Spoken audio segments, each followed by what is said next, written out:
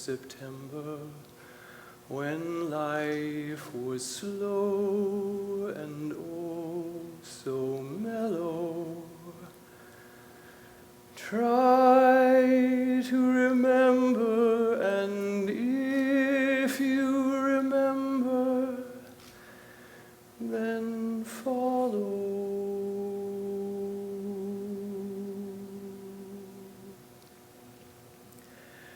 I want to talk about remembering today. I thought about a lot of things. It was incredibly special to be asked to be a part of this TED project in these ways. Incredibly special for about a week, and then I spent about 4 months in some terror, thinking, I have no idea what my idea might be. And that was part of the problem as I kept thinking about, is this if it was my idea, and I kind of was holding on to it, thinking I had to have some possession of it, and that I needed to be great and impressive in some way. But what my heart kept wanting to say, the closer and closer this all got, was I'd love to just talk about remembering who you are, who I am, remembering who we are. In the midst of all the forgetting, I think for most of us, we've come to understand ourselves as some sort of a life resume. Whether it's a professional resume and a set of accomplishments, some kind of a story that defines, this is who I am. This is what defines me very clearly, very succinctly. These are my successes. These are my failures. Or maybe a personal resume, relationships that have worked, relationships that haven't, weight that stays on and never goes away, or a height that you're not happy with, or no matter what it is, these are all part of what we're doing in these bodies, and such a part of our incarnation, and this what we walk around doing in this life. But they also tend to be, in some ways, distractions, in ways that we forget who we truly are.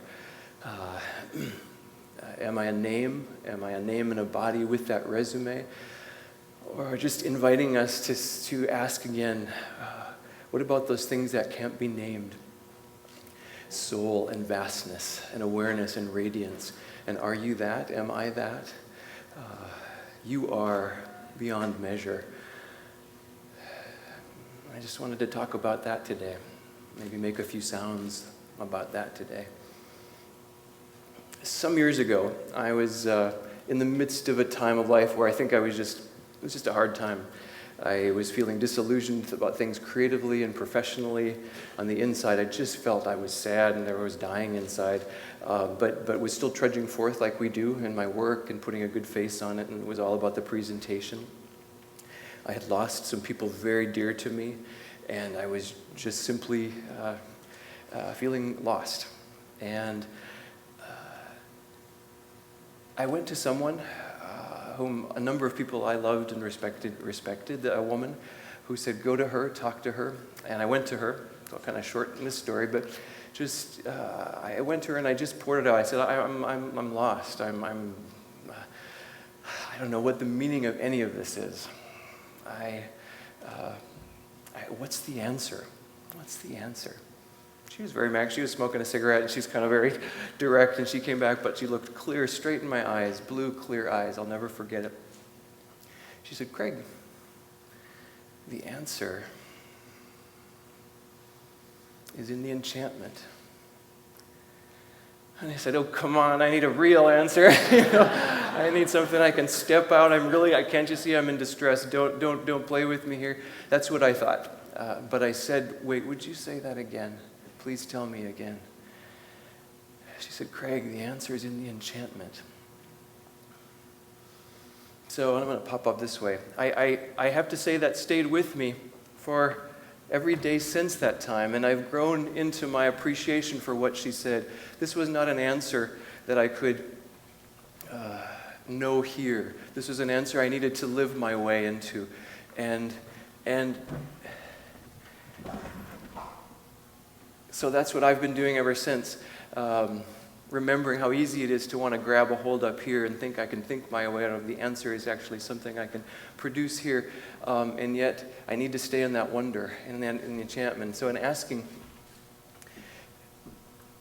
who are we?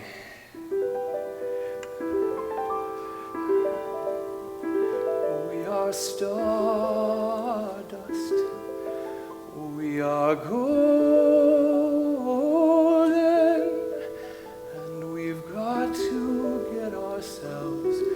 back to the garden.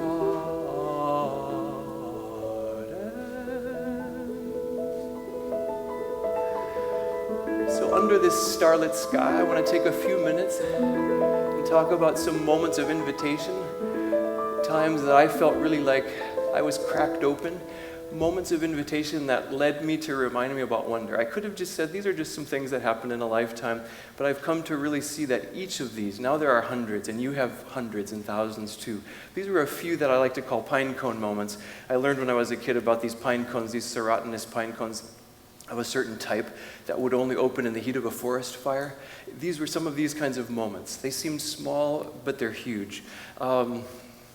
Yeah, so I'll tell you, I'm a musician, so these come from my musical story, and maybe just 3 or 4 from my musical scrapbook I'd love to share with you. I was 17 years old. I was the first time I'd ever stepped into a professional symphony orchestra. It was the Minnesota Orchestra. I was very excited. I'd heard about the conductor. He was a conductor of great renown. So I expected something. I had expectations of power and authority, and what I saw was a man hobbling, and he looked very frail, looked weak. He wasn't transmitting anything. I was quite surprised. He walked up on the podium, needed a little assistance even. When he walked up on that podium, I wondered, what is it that's filling this man up? His arms spread out like an eagle's wings. He lifted his hands for the downbeat, and what he heard in that moment was this, what I heard in that very first time.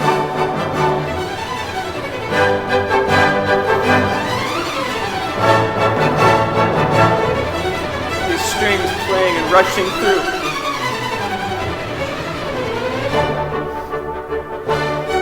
It was this conductor who reached his arms out and was transmitting. I said, that's what I want to do. That's what I can do with my body. How do you do that? How do you transmit? When he wanted the cellos to sing, he would lean over them and pull the sound out, and it was incredible. Another moment I remember, 2 human beings standing with violins in their hands. They had a bow made of horsehair and played on gut strings. And what happened when they touched those strings melted my heart. It was as if I was hearing the most beautiful singing in the world. Incredible sound and color.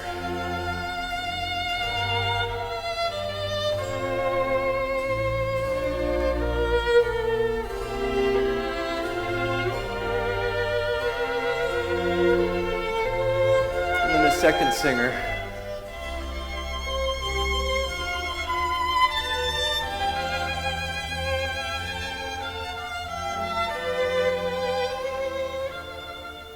And then a very unexpected time, as a student under headphones, listening to an assignment for class. This was not a piece I knew at the time, but all of a sudden I felt blood coursing through my veins, and I knew myself to be in an animal body.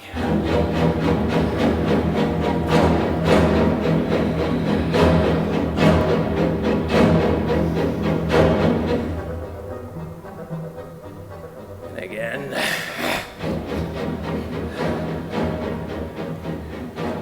Who knew? I learned in the next class that I attended that there were riots in the street after they played that for the first time.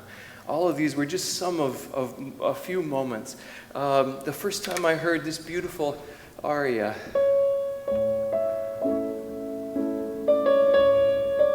of Mozart for tenor, about a gentle breeze. He harmonizes it. It comes 2 times, this part of the melody. The very first time, he plays it like this, but then just changes 1 note the second time. So the first time,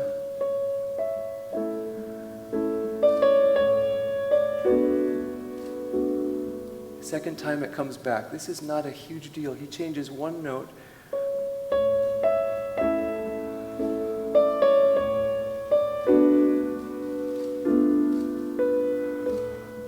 In that moment, 1 note in the chord, and I felt something soften, something open in me, something about wonder and enchantment. I couldn't pin anything down, and I couldn't say, this is it, this is definable. But there was something clear. It was not a knowing here, it was a knowing here. So all of these things kept pointing towards a knowing. It was a place in me that was at once very strange, and it moved me, it shook me on the inside, but it was also very familiar. And if you think about some of your own opening moments, I think you know exactly what I'm talking about. And I needed to learn to trust this, to trust that these were the doors that opened to wonder. These were the doors that opened to the enchantment where I could find my answer. And I could become and remember that I'm a part of this greater vastness, this thing we can't measure. I've asked a few friends to come and sing a song with me. There were 2 songs about roses. They're separated by about 500 years. One's a 14th century German chorale. The other is a, hi guys. The other is a American pop song from this last century. And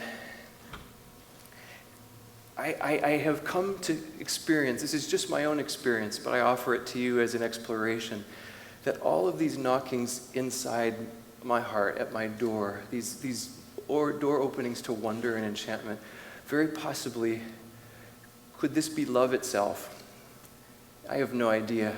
Love is such a big word. We use it and we misuse it and we overuse it. But this is the feeling. And when I hear these 2 songs that wanted to meet from 500 years apart, they're both songs about a flower that wants to open in the dead of winter, a heart that wants to open in the midst of forgetting. And just thought it'd be nice to make a few sounds with these gorgeous truth tellers over here.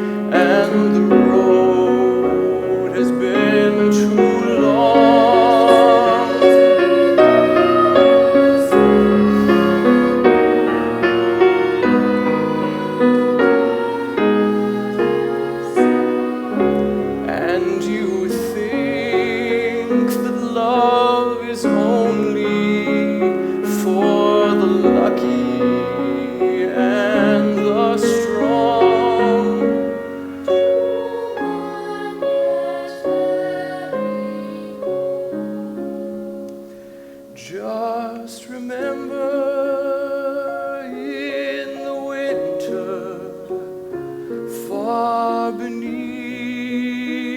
the bitter snow.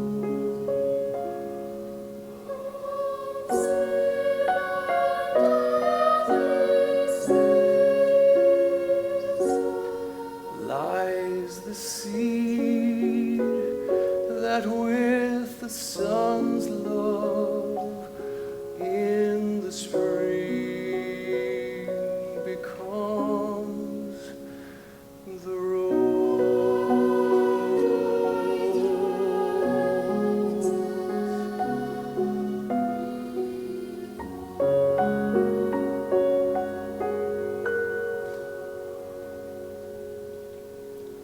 Thanks, you guys.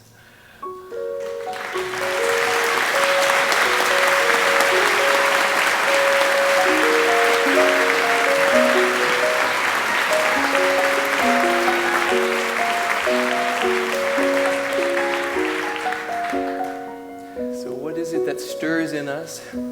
Sometimes a song, sometimes a connection, sometimes you name it. What are the moments that initiate your wonder and your enchantment?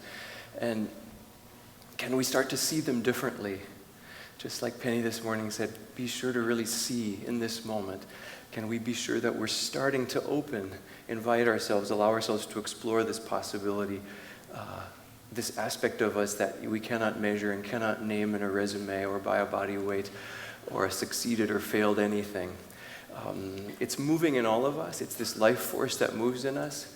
There's a poem of Rumi, the 13th century mystic poet that I love, translated beautifully by Coleman Barks. And first few lines of it, he says, what was said to the rose that made it open is being said to me here in my chest. What was told the cypress that makes it so strong and straight, whatever was whispered to the jasmine that makes it what it is, whatever makes sugarcane sweet, that is being said to me right now. That is being said to you, always moving through us. Bernice Johnson Reagan, one of the founders of Sweet Honey in the Rock, said this beautiful thing, which I just love.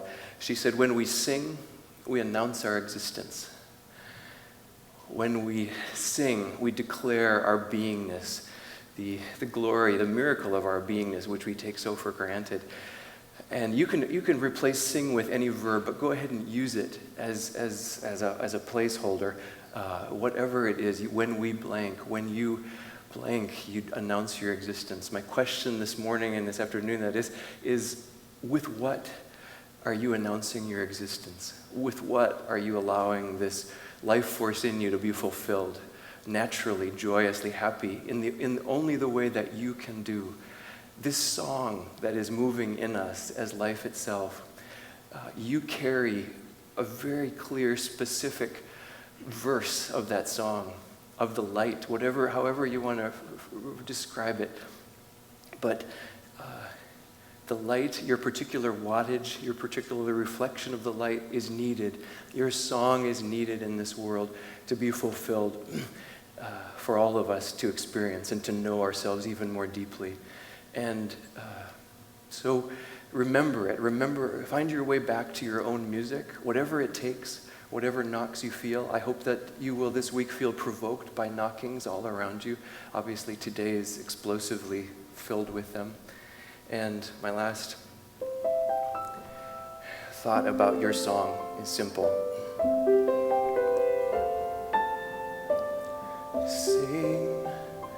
Sing a song.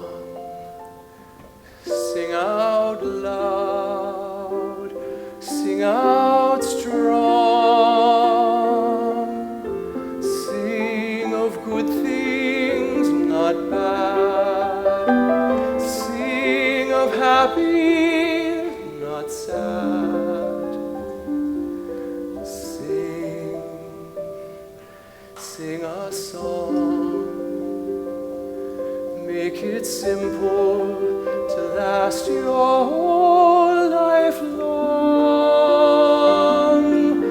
Don't worry that it's not good enough for anyone else to hear. Just sing.